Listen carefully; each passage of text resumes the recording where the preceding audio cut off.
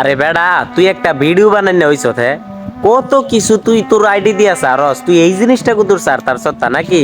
আতিফ আসলামে কোনের আতিফ আসলামে তে আইছে বাংলাদেশ ইয়াত গান গাইবো হেন হেইডা তুই ভিডিও করে ছাড়তে পারছত এই খবরটা তুই প্রচার করতে পারছত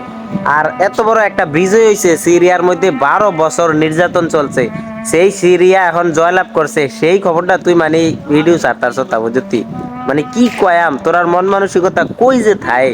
মানে ভিউটা কেমনে কামাই করবি এই চিন্তায় কেবল থাকস বলে কিছুটা বাস্তব কথা বা কিছু ইনফরমেশন যেগুলা মানুষের দরকারি ইনফরমেশন এগুলো তুলে ধরি না মানে তোরা কেবল ভিউজের দান্দাটাই থাকস কোনে রাতি বাসলাম এ থেকে গান কইব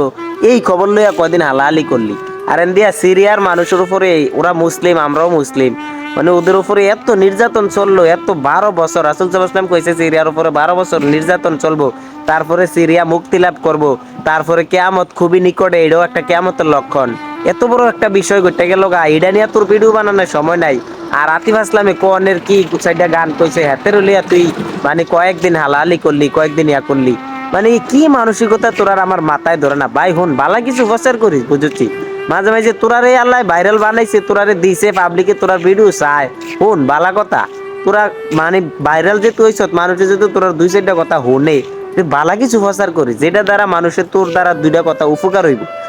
আউল জাউল ভিডিও হয় কোনো গান হয় কোনো কি হয় আজ যা শুনলাম এক নিউজ চ্যানেল আল্লাহ মানে এটির কি মানসিকতা দিয়া ভাড়ায় আমার মাথায় ধরে না এই এক নায়িকায় দেবেরে আনফলো করছে এইটা নিউজ চ্যানেলও দিয়া বইছে আরে শালার করে শালা বর্গিরিরা তোরা কোনো কাম নাই রে ওই হোমন্দির বুতাই এনে বয়ে বেয়া ওই কেডা কারে ফলো করছে কেডা আনফলো করছে এইটা নিয়ে নিউজের খবর তোর বর্গিরিরা